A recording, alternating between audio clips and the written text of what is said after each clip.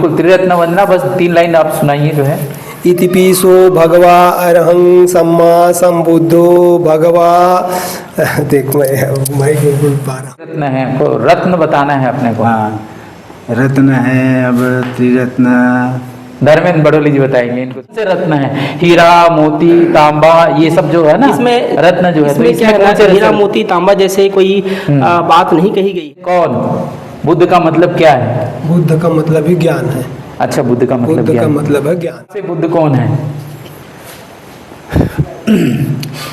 बुद्ध एक कहना चाहिए कि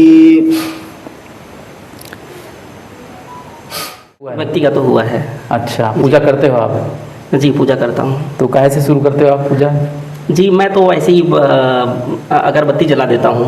अगरबत्ती जला देते हाँ, हैं। वंदना वगैरह करता नहीं हूँ। होम वगैरह देते हैं? नहीं नहीं नहीं। होम नहीं देते हैं? नहीं। अच्छा, और कैंडल वगैरह? कैंडल वगैरह भी नहीं जलाते हैं। कैंडल नहीं जलाते हैं? जी। ठीक, क्यों नहीं जलाते हैं? महंगा है कैंडल? नहीं, महंगा। धम्म में दिए का उपयोग नहीं होगा, धर्म में होता है। पश्य कुरम कुशलस्य उपसंपदा सचित परियोदपनंग हितंग बुद्धानुशासन। क्या मतलब होता है इसका? मैं बुद्ध की शरण में, बुद्ध के हाँ। मार्ग में जाऊंगा, बुद्ध की ही शरण में रहूंगा। हाँ। मैं अन्यथा कोई दूसरा कर्म नहीं करूंगा। नहीं, पहली वाली जो गाथा आपने जो बताई उसका मतलब बताइए, क्योंकि वो तो नत्थी में शरणमय्यम वाला हो गया हो। उसका नहीं, जो आपने पढ़ा है पहला क्या पढ़े आप? सब पापों से, हाँ, क्या मतलब होता है इसका? सभी पापों से मुक्त हाँ। रहने की शिक्षा ग्रहण करता हूँ। पवित्र होना चाहिए। पवित्र होना चाहिए जी। अच्छा, हाँ, कैसे करेंगे उसको पवित्र? ध्यान से। ध्यान से? जी, ध्यान। कैसे करते हैं ध्यान? ध्यान आप कैंडल के पास सामने भी बैठ के ध्यान जो है आज तक ध्यान को मैं उतना ध्यान से किया नहीं। साक्षात्कार के बाद नहीं, वर्षावास भी अभी खत्म हो गया क्या? नहीं, चालू है ना, तो ज्ञान होना चाहिए ना। वर्षावास का समापन तो आश्विन पूर्णिमा को होगा। कि बर्तन खोज रहे थे, कि तांबा खोज रहे थे, कि हीरा हाँ, खोज रहे थे, वो तो कि इधर यूरेनियम निकला था वो खोज रहे थे। ज्ञान, वो तो ज्ञान प्राप्ति के लिए घर द्वार छोड़े थे। हाँ, ज्ञान प्राप्ति के लिए तो वैसे कौन सा ज्ञान प्राप्त करने के लिए? ज्ञान प्राप्त।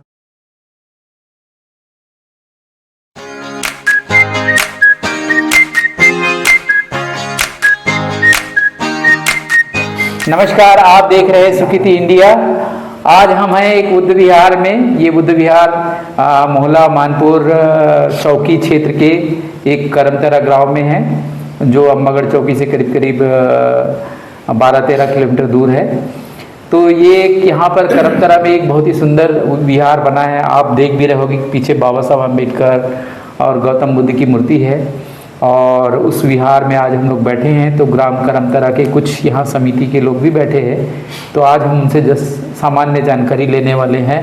हमारे साथ है चुनारकर जी, धर्मेंद्र बड़ोले जी, पन्नालाल वारके जी और दिहाड़े जी। तो आइए हम उनसे बात करते हैं। तो आप सभी का हमारे चैनल सुखिति इंडिया में स्वागत है। जय भीम। जय भीम।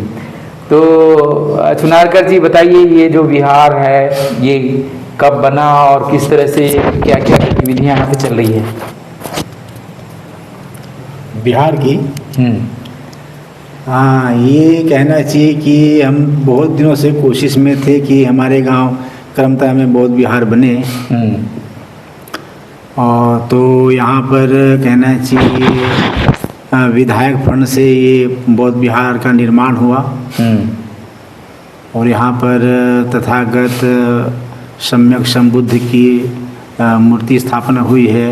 परम पूज्य बाबा साहब की भी मूर्ति की स्थापना हुई है। शाम सवेरे यहाँ पे कहना चाहिए कि पूजा वंदना होती है।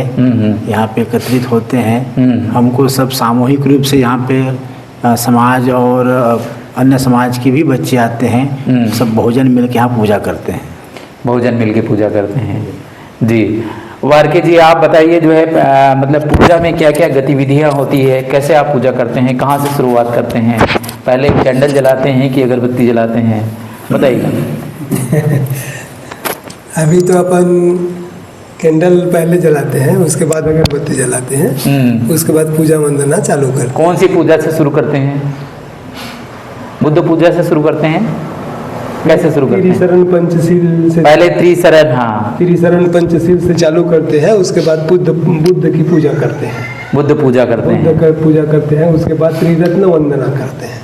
उसके बाद त्रिरत्न वंदना करते हैं। उसके बाद त्रिरत्न, लास्ट में क्या करते हैं? लास्ट में वही त्रिरत्न वंदना करते हैं। ठीक ठीक ठीक। तो त्रिरत्न में जो है, आप अगर 2-3 लाइन अगर गा के सुनाए तो हमारे दर्शकों को जानना चाहते हैं त्रिरत्न क्या होता है। अच्छा, बुद्ध वंदना, धम्म वंदना और संघ वंदना। हाँ, त्रिरत्न वंदना, हाँ है ना? हाँ तो मैं शुरू से बोलूं? हाँ हाँ बिल्कुल, त्रिरत्न वंदना बस 3 लाइन आप सुनाइए जो है। इतिपिसो भगवा अरहं सम्मा संबुद्धो भगवा। देख मैं क्यों बोल पा रहा हूँ। हाँ, त्रिरत्न वंदना से शुरू करो, है ना? हाँ चलो। ये अच्छा, त्रिरत्न वंदना क्या होता है ये बताइए कि त्रिरत्न वंदना, 3 रत्न कौन से है? ये कौन से ऐसे रत्न है जिसके इसके हम वंदना करते हैं? भगवान बुद्ध का जो संदेश है, हाँ वो त्रिरत्न वंदना में ही है। हाँ, तो वो रत्न कौन से है? अब वो रत्नों को थोड़ा सा जी जी, सुनाकर जी आप बताइए जो है ये त्रिरत्न वंदना जो है हम क्यों करते? त्रिरत्न क्या है? त्रिरत्न क्या है? अब ऐसे बहुत गहराई कौन से रत्न है ये जो है? जी, अब मेरे हिसाब से कहना चाहिए बुद्धम शरणम गच्छामि, धम्मम शरणम गच्छामि और संघम शरणम गच्छामि होना चाहिए, ऐसा बोलता हूँ। हाँ, तो कौन से रत्न है? रत्न बताना है अपने को। हाँ, रत्न है अब त्रिरत्न। धर्मेंद्र बड़ोली जी बताएंगे, इनको दीजिएगा। जी जी, बड़ोली जी आप बताइए जो है, आप जो बौद्ध धर्म को मानते हैं आप जो है, तो कौन से ऐसे रत्न है जिनकी हम जो है पूजा करते हैं? जैसे कि चुनारकर जी ने जैसे बताया जो है, बुद्धम शरणम गच्छामि, तो धम्मम शरणम गच्छामि, संघम शरणम गच्छामि। हाँ। इसमें भी जो है कहीं न कहीं जो है त्रिरत्न की बातें हुई है। और अगर हम जो है वही कौन सी बातें हुई इस पे हाँ, बताना है उसको। बुद्धम शरणम गच्छामि, हाँ। तो उसका अर्थ यही है कि जो है व्यक्ति को जो है अपनी बुद्धि के शरण में जाना चाहिए जो है, हाँ, ना कि जो है किसी के कहे हुए बातों पर। नहीं, ये तो अर्थ हो गया। हम रत्नों की बात कर रहे हैं। वो कौन से रत्न है? हीरा, मोती, तांबा, ये सब जो है ना, इसमें रत्न जो है, इसमें क्या है, हीरा मोती तांबा जैसे कोई बात नहीं कही गई है। इसमें जो है मूल्यों की बात कही गई है जो है। तो भगवान बुद्ध ने जो है 3 मूल्यों की बात कही गई है। कौन से मूल्य हैं? जिसमें जो है कि व्यक्ति को जो है अपनी बुद्धि के शरण में जाना चाहिए। और भगवान बुद्ध ने जो मार्ग जो बताया है, उस मार्ग, उस रास्ते में जो है लोगों को जो है जाना चाहिए, है ना। और जो है संघ बनाने की जो है बात कही गई है, जो व्यक्ति को जो है एक संघ में जो है एक समुदाय में रहने के बारे में जो है कहा गया है। कहने का मतलब ये है कि 3 रत्न है इसमें, बुद्ध, धम्म और संघ, जी, है ना। इनके शरण में जाते हैं, पहले बुद्ध के शरण में और उसके बाद संघ के शरण में जाते हैं। तो ये 3 रत्नों की बात हुई, आपने बहुत अच्छा बताया।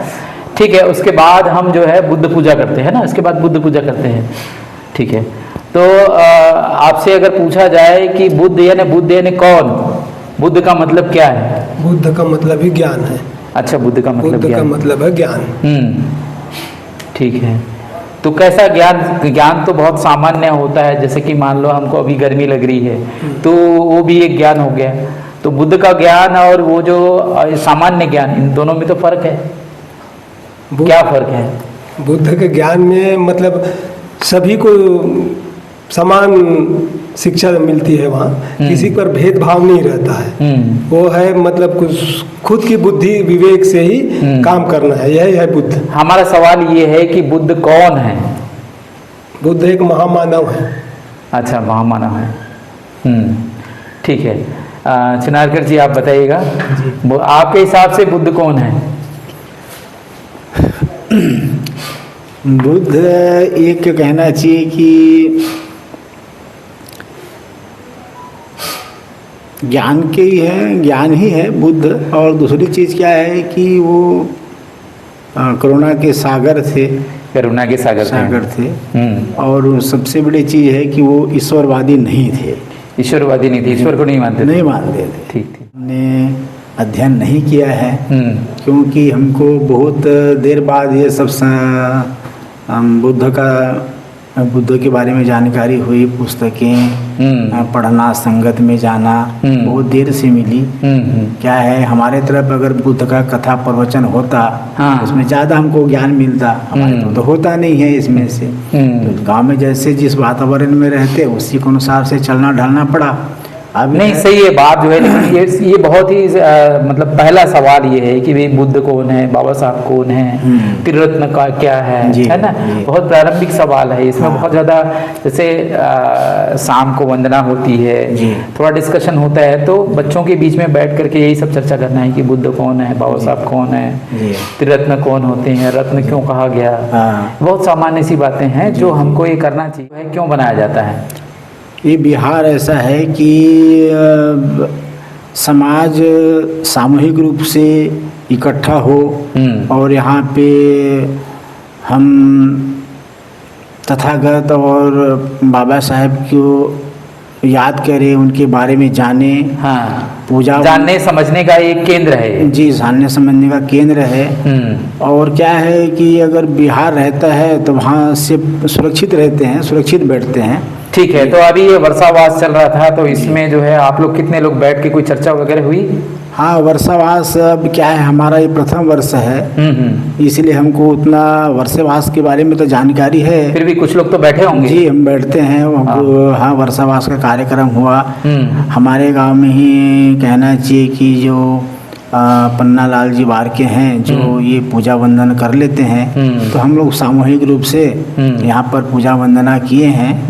हाँ, ठीक है, तो पूजा वंदना हो गई है, बिहार का कुछ उद्देश्य पूरा हुआ है। हाँ, बिहार का उद्देश्य पूरा हुआ है। हाँ। और यहाँ पर हम समाज इकट्ठा होते हैं और अदर लोग भी आते हैं। हाँ। हमारे बहुजन लोग भी आते हैं इसमें से। बहुजन समाज के लोग भी आते हैं। ठीक है, तो वारके जी आप बताइएगा, पूजा वंदना यहाँ पर कितने बजे होती है और पूजा वंदना में आप लोग जो है क्या क्या करते हैं? पूजा वंदना वैसे कितने बजे होती है? वही 7 बजे करीब करीब करते हैं। हाँ, रोज 7 बजे। क्या है, हम लोग किसान आदमी हैं, तो सुबह टाइम नहीं मिल पाता, तो शाम को ज़्यादा करके, किसी दिन जैसे खाली रहते तो सुबह कर लेते हैं, तो शाम को करते हैं। क्योंकि उसके बाद प्रदीप पूजा है ना, मोमबत्ती। तो पहला सील कौन सा होता है? पहला सील पाणातिपाता वेरमणि सिक्खा पदम समादयामि। हाँ, क्या मतलब होता है उसका? प्राणी हिंसा से पीड़ित रहने की शिक्षा ग्रहण करते हैं।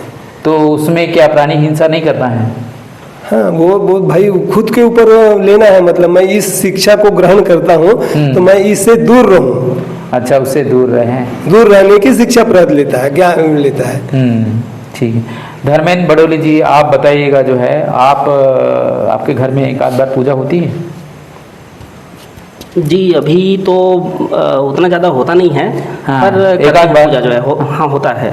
अच्छा, कब हुआ है पिछले बार? पिछले बार ऐसे मैं नहीं बता सकता सर, जो है ना, मतलब 2024 में हुआ है कि नहीं हुआ है? 2024 में ऐसे सामूहिक पूजा वगैरह हुआ नहीं है। हाँ जी, व्यक्तिगत हुआ है? व्यक्तिगत तो हुआ है। अच्छा, पूजा करते हो आप? जी, पूजा करता हूँ। तो काहे से शुरू करते हो आप पूजा? जी, मैं तो ऐसे ही अगरबत्ती जला देता हूँ। अगरबत्ती जला देते? हाँ, वंदना वगैरह करता नहीं हूँ। होम वगैरह देते हैं? नहीं। होम नहीं देते हैं? नहीं। अच्छा, और कैंडल वगैरह? कैंडल वगैरह भी नहीं जलाते हैं। कैंडल नहीं जलाते हैं? जी। ठीक, क्यों नहीं जलाते हैं? महंगा है कैंडल? नहीं, महंगा नहीं है, लेकिन वो जो है मेरी आदत में है नहीं, जो है कैंडल आदत में सामान्य पूजा कर देता हूँ। और अच्छा। मैं जो है कोई हर रोज भी नहीं करता। हाँ। जब मन आता है तभी करता हूँ। अच्छा, जब मन आ जाते हैं तभी कर लेते हैं। तो मन आ जाते हैं तो अगरबत्ती भी ला सकते हैं और मोमबत्ती भी ला सकते हैं। हाँ, लेकिन वो जो है गाँव में नहीं मिलता है। हाँ, गांव में तो मिलता भी नहीं है, और ला सकते हैं जो है अपने जो आसपास में जो नगर है। हाँ, तो हमारा मूल सवाल ये है कि हम कैंडल क्यों जलाते हैं, बताइएगा। जी, कैंडल जलाने का तो मुझे उतना कोई आइडिया नहीं है। नहीं, क्यों जलाते हैं कैंडल? क्योंकि जो रोशनी जो होती है ना, वो उसको जो है अगर हम जो है भारतीय परंपरा में अगर देखते हैं तो ज्ञान का प्रतीक माना गया है, जो है जो दीपक है, दीपक या कैंडल। तो हम कैंडल जलाते हैं, दीपक नहीं जलाते हैं, ऐसा क्यों? जी, ये तो मेरे को आइडिया नहीं है सर। नहीं, राम निवास जी बताइएगा कि हम दिया क्यों नहीं जलाते? दिया जलाना चाहिए हमको, जो है कैंडल क्यों जलाते हैं? हाँ, अब इसके बारे में भी गहराई से ज्ञान तो नहीं है। बाकी कहना चाहिए कि धम्म में दिए का उपयोग नहीं होता, धर्म में होता है। बहुत धम्म में नहीं होता, हाँ। धर्म में होता है। तो धर्म में दिया जलाया जाता है और धम्म में कैंडल जलाया जाता है। हाँ, वही तो, क्यों जलाया जाता है, सवाल तो यही है। हाँ, क्योंकि जहाँ तक मेरी समझ के अनुसार की जो जलाया जाता है कैंडल, एक अंधेरे को दूर करने के लिए। अंधेरे को दूर करने के लिए। तो वो तो दिया से भी हो सकता है। हाँ, हो सकता है। हाँ, कैंडल ही क्यों? हाँ, बाकी दिया में जो वो धुआं निकलता है, इसमें धुआं नहीं निकलता है। अच्छा, धुआं नहीं निकलता है जी। अच्छा, ठीक है। अगरबत्ती क्यों जलाया जाता है? हाँ, अगरबत्ती जो है एक प्रकार से वो सुगंध फैलाने के लिए है। वो वातावरण को अच्छा बनाने के लिए। ठीक ठीक, ठीक है। अगरबत्ती, मोमबत्ती और फिर पूजा। जी। धम्म वंदना, बुद्ध वंदना, धम्म वंदना और संघ वंदना। ठीक ठीक ठीक। तो लास्ट वाला एक जो और है, लास्ट में एक जो वंदना होती है उसको क्या बोलते हैं? लास्ट में एक वंदना होती है, वंदना खत्म होने के बाद बुद्ध वंदना, धम्म वंदना, संघ वंदना, ये सब खत्म होने के बाद लास्ट में एक वंदना होती है, उसको कौन सी वंदना बोलते हैं? धम्म पालन गाथा। हाँ, उसकी पहली गाथा जो है गा के बताइए। अब उसकी गाथा ये हाँ। श्री वारके जी बताएंगे। हाँ ठीक। हाँ, सब पापस्य कुरम कुशलस्य उपसंपदा सचित परियोद पनंगेतंग बुद्धानुशासन। क्या मतलब होता है इसका? मैं बुद्ध की शरण में, बुद्ध के हाँ। मार्ग में जाऊंगा, बुद्ध की ही शरण में रहूंगा। हाँ। मैं अन्यथा कोई दूसरा कर्म नहीं करूंगा। नहीं, पहली वाली जो गाथा आपने जो बताई उसका मतलब बताइए, क्योंकि वो तो नत्थी में शरणमय्यम वाला हो गया वो। उसका नहीं, जो आपने पढ़ा है पहला क्या पढ़े आपने? सब पापस्य। हाँ, क्या मतलब होता है इसका? सभी पापों से मुक्त हाँ। रहने की शिक्षा ग्रहण करता हूँ। किसी सब पापस्य मतलब सभी प्रकार के पापों से मुक्त रहने की मैं प्रयत्न करूंगा, शिक्षा ग्रहण करूंगा। हाँ। इस प्रकार कुशलस्य उपसंपदा, इसका मतलब क्या है? सभी कुशल मंगल रहें, सभी कुशल पूर्वक रहें। कुशल कार्यों को करूंगा मैं। कुशल कार्यों को करूंगा। हाँ, कुशलस्य उपसंपदा, सचित्त परियोदपनम, इसका मतलब क्या होता है? अब लो सर, बाद में बताएगा। आप बता पाएंगे? चित्त परियोदपनम, हाँ, मतलब जो चित्त है हाँ। पवित्र होना चाहिए। हाँ, चित्र है, चित्त, हाँ, चित्त जो है पवित्र होना चाहिए। पवित्र होना चाहिए। जी। अच्छा, हाँ, कैसे करेंगे उसको पवित्र? ध्यान से। ध्यान से। जी, ध्यान। कैसे करते हैं ध्यान? ध्यान आप कैंडल के पास सामने भी बैठ के ध्यान कर सकते हैं। हाँ, ध्यान में करते क्या है जो है? ध्यान को केंद्रित किया जाता है। हाँ, वही तो, कैसे क्या किया जाता है उसमें, क्या कौन सी क्रिया होती है? ध्यान, अब हम प्रशिक्षण तो लिए नहीं है। हाँ। बाकी हम अपने हिसाब से बता रहे थे कि हम आंखें बंद करके हाँ। किसी चित्र को देखते हैं और फिर कहना चाहिए कि हम श्वास कहाँ से कहाँ तक आ रही है, हाँ। उसको अनुभव करते हैं। कौन सा चित्र देखते हैं उसमें? जैसे किसी भी का मतलब ध्यान करना है जो आप मानते हैं उसको। जैसा हम तथागत सम्यक संबुद्ध को मानते हैं तो हम उसका ध्यान करके हाँ। देखेंगे उसको ऐसा। ठीक ठीक। वारके जी बताइए, ध्यान के बारे में थोड़ा बताइए, जो है ध्यान कैसे करते हैं आप लोग? अब हम लोग तो कोई प्रशिक्षण नहीं किए हैं ध्यान के बारे में। हाँ। पर मुझे ऐसा लगता है हाँ। कि हम श्वास, अपनी जो श्वास क्रिया है वो उस श्वास के ऊपर अपना जो मन केंद्रित करना है, हम श्वास के ऊपर उसको ध्यान को पूर्ण मतलब श्वास में लगाते हैं कि हमारी श्वास बाहर जा रही है, हाँ। अंदर जा रही है, बाहर जा रही है। मन को कहाँ रखते हैं उसमें? जो ध्यान रहता है ना, हाँ। वो श्वास के ऊपर रहता है। कहाँ पे रहता है सांस? श्वास भाई नसिका के द्वारा चलती है, उस पर ध्यान हाँ, तो नासिका के कौन से हिस्से में रखते हैं अपन ध्यान मन को? मन को सिर्फ नसिका के द्वार पर रखते नासिका के द्वार पर। नासिका के द्वार पर रखते हैं। ठीक है, और रख के फिर क्या करते हैं? बस उस पर ध्यान वही देना पड़ता है कि हमारी श्वास अंदर जा रही है, अंदर कहाँ तक जा रही है, हाँ। उसको देखते हैं। हाँ। और बाहर जा रही है, हाँ। बाहर जा रही है, बस। अच्छा। बस ऐसा करते हैं। तो उससे शरीर में क्या प्रतिक्रिया होती है अगर ऐसा करते हैं हम लोग, जो है श्वास को देखते हैं अंदर जाते समय, बाहर निकलते समय, और आपने बताया कि नाक के द्वार के पास यहाँ पर उसको पहरेदार बना के रखते हैं जी। तो कौन सी सांस अंदर जा रही है, कौन सी बाहर निकल रही है, ठंडी अंदर जा रही है, बाहर गर्म निकल रही है, सब चीज़ देखते रहते हैं। तो उससे अल्टीमेटली होता क्या है? मन तरोताजा होता है और शरीर मतलब अच्छा लगता है शरीर में। अच्छा, तो ये सांस को हमको देखते रहने से मन ताज़ा हो जाता है, ऐसा बोल रहे हैं? मन मतलब शरीर भी अच्छा लगता है, शरीर में जो क्रिया होती है वो अच्छा लगता है, ऐसा रहता है सर। ठीक है। ऐसा हमको क्या है, उतना प्रशिक्षण तो लिए नहीं है, हाँ, हाँ, है ना, पर ऐसा करते हैं। तो धर्मेंद्र जी आप बताइएगा, मन को एकाग्र करने के लिए आप क्या करते हैं? जी, वैसे तो मन को एकाग्र करने के लिए जो है ध्यान करना चाहिए, ऐसे बताते हैं। पर मैं ध्यान तो किया नहीं हूँ, जो है ध्यान को मैं उतना ध्यान से किया नहीं हूँ, जो है ध्यान को ध्यान से नहीं किया हूँ, जो है। अच्छा। हाँ, अभी तक क्या ध्यान में जो है ध्यान लगा ही नहीं। ध्यान में ध्यान नहीं लगा? जी जी। हाँ, तो क्या लगा है मन में?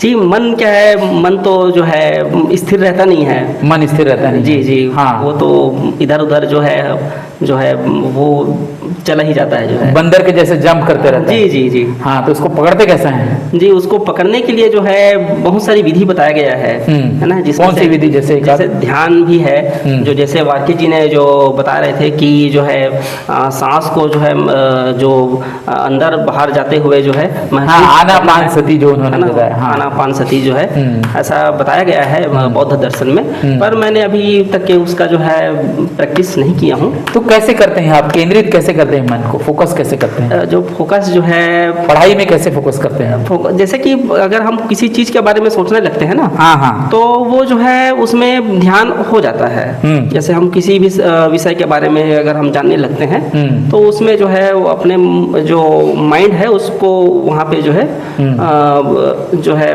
उसको जो भी विषय है उस पर केंद्रित कर देते हैं, जो है। हाँ हाँ हाँ जी, विषय पर केंद्रित करते हैं और फिर उसमें जो है आपको पूरा स्पष्टता दिखने लगती है। जी जी। ठीक ठीक ठीक है। तो रामनिवास जी आप बताइए, साक्षात्कार के बारे में सुना है आपने? बुद्ध को साक्षात्कार हुआ था, ऐसा बोलते हैं ना? जी जी। तो क्या है साक्षात्कार, क्या होता है? बुद्ध को साक्षात्कार हुआ था, ज्ञान प्राप्त हुआ था, है ना? क्या होता है ऐसे? ज्ञान प्राप्त हुआ था बोलते हैं ना? जी। तो उसका मतलब क्या है? क्या ज्ञान प्राप्त हुआ था? बहुत बड़ा प्रश्न पूछ लिए मेरे से। हाँ, नहीं साक्षात्कार के बारे नहीं, वर्षावास भी अभी खत्म हो गया क्या? नहीं, चालू है ना? तो ज्ञान होना चाहिए ना। वर्षावास का समापन तो आश्विन पूर्णिमा को होगा। हाँ हाँ हाँ। अभी कहाँ। तो अच्छा है, वर्षावास के समय ही ये सब डिस्कशन हो रहा है, ज्ञान प्राप्त हो रहा है, थोड़ा थोड़ा साक्षात्कार हो रहा है, तभी तो ज्ञान भी मिलेगा ना। चर्चा होते रहनी चाहिए। साक्षात्कार का मतलब उसको साक्षात्कार शब्द है, उसको अपन संधि विच्छेद करते हैं तो साक्षात और कार मतलब एक प्रकार से कहना चाहिए वो प्रकट, उसको कहना चाहिए साक्षात। तो क्या प्रकट होता है? क्या प्रकट होता है? हाँ, ये सही है। साक्षात क्या होता है? तो तथागत ने उपवास रह करके भी बहुत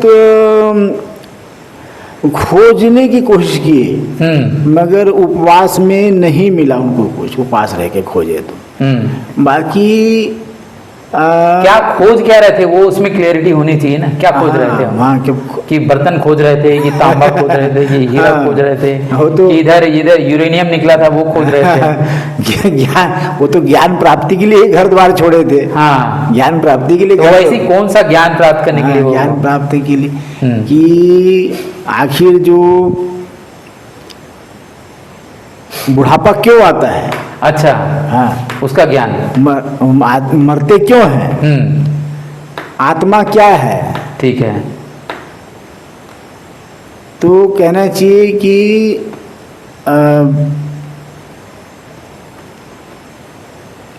कोई चींटी जो है पेड़ पे चढ़ रही थी, वो बहुत बार चढ़ी और बहुत बार वहाँ से नीचे गिरी।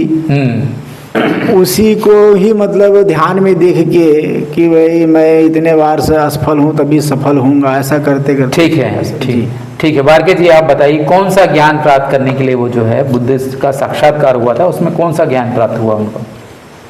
दुखों की मुक्ति के खोज के लिए ही तथागत बुद्ध गए थे।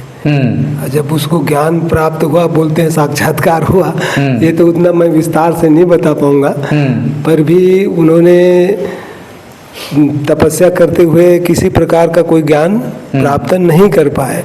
जब उसके शरीर में कुछ भोजन गया तब उसको कुछ कुछ शरीर मतलब दिमाग से जो दुखों की मुक्ति का उपाय कहा जाए उसको, दुखों की मुक्ति का उपाय। संसार मतलब एक दुखमय है, ये जीवन ही एक दुखमय है। तो दुख है तो दुख का निवारण, जैसे तथागत बुद्ध बोलते हैं दुख है तो दुख का निवारण। इसी को भगवान बुद्ध ने धम्म और संघ में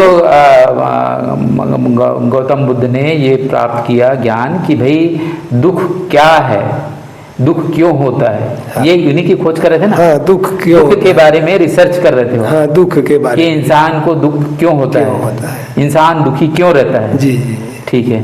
तो धर्मेंद्र जी आप बताइएगा, दुख मुक्ति के लिए उन्होंने कौन सा मार्ग दिए?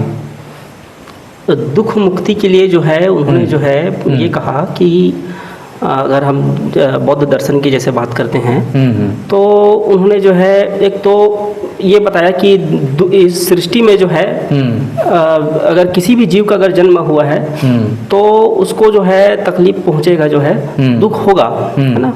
और उस दुख का कारण भी है, और उस कारण के साथ में उन्होंने जो है निवारण की भी बात कही जो है। हाँ, वही कौन सी बात कही, वही तो वही जानना चाह रहे हैं जी। उन्होंने ये बताने की जो है कोशिश किया कि अगर जो है किसी भी अपने जो शरीर है ना, या कोई भी जो है जो भौतिक वस्तुएं हैं उसको जो है बहुत ही ज़्यादा जो है अटैच में नहीं रखना चाहिए, जो है मतलब जो है त्याग की भावना होना चाहिए, क्योंकि ये जो सृष्टि जो है ना नश्वर है और परिवर्तनशील है ना। इस कारण से जो है कोई भी भौतिक वस्तुएं हो या फिर जो है अपना चित्त ही क्यों ना हो, उसको जो है एकदम लगाव जो है नहीं रखना चाहिए। वाकई जी आप कुछ प्रकाश डाल पाएंगे इसमें, जो है किस चीज पे बुद्ध ने कौन सा मार्ग दिया जो है दुख की समझ, हाँ, दुख निवारण के लिए। हाँ हाँ, है न?